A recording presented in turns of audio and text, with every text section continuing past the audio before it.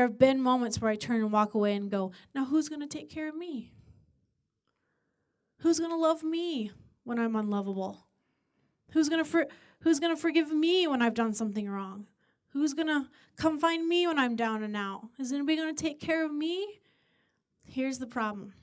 When I expect for people to be that supply in my life, I'm wrong. See, in here, it never says do those things and those people are going to do it back to you. It doesn't say that. But there's somebody who is going to take care of you. There's somebody who has promised to be your provider.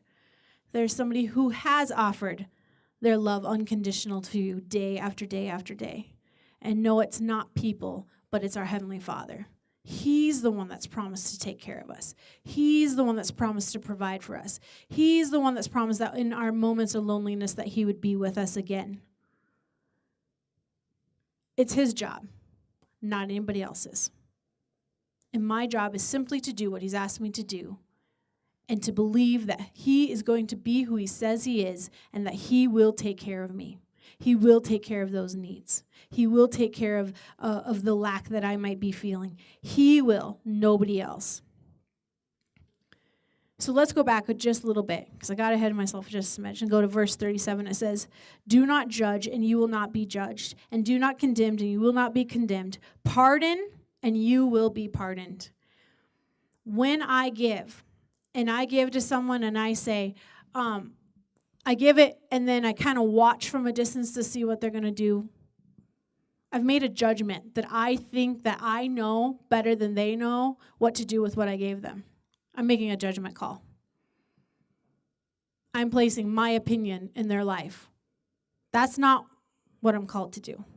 I'm called to give, and they're free to do what they want to do. I get to give my love to people who come in my path. What they do with that love, that's between them and God. I'm just going to give them my love. I've been called to be kind. So what people do with my kindness, if they take advantage of me, that's between them and God. I've been called to be kind. I've been called to help when I see someone who needs help. I help. What they do with that, use it on, don't use it on, grateful or ungrateful, that is between them and God. I'm doing what I've been called to do, and I have come to a place where I go, and He is going to do His part in my life. He has said that He'd be the one that takes care of me. He will be the one that does. So in verse 38, we talk all about how you can't expect anything from anybody. So how does verse 38 fit into any of this then?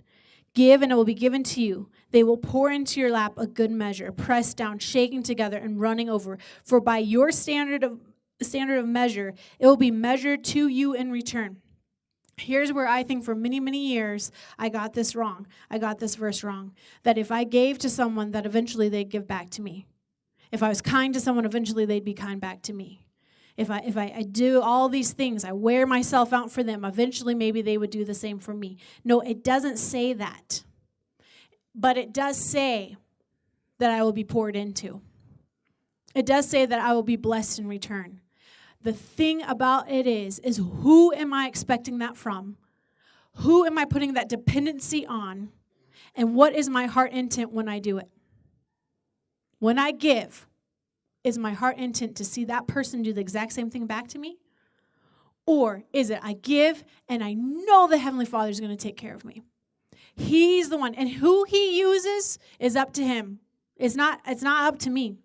Oh, but I really wanted this person to give that to me. I really wanted this person to treat me that way. How come not? Meanwhile, God has a line of people He's putting in my path to pour blessings into, to show me love, to show me kindness. But because I have an opinion, but I sowed over here. I want it over here. I'm missing out on all that God is using to bless me because I have the opinion and the judgment that who I give to, they should be the ones that give back to me. No.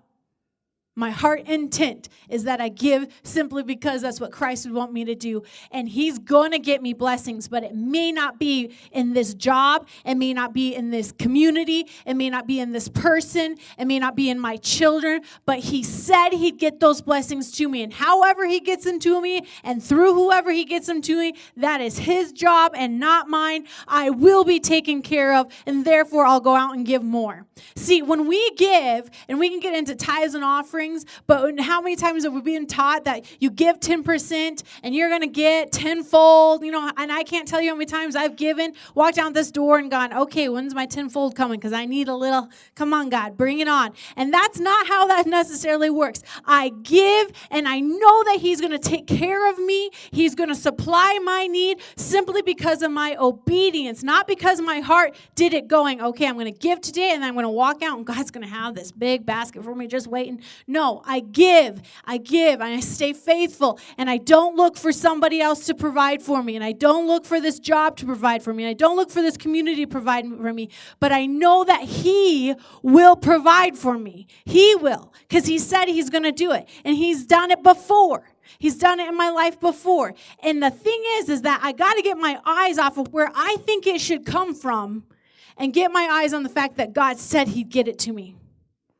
And it may not happen in the timing that I think. It may not happen through the person that I think. It may not happen in the job that I think or in the environment that I think. But he said he was going to take care of me, and he's the one that's going to get that to me.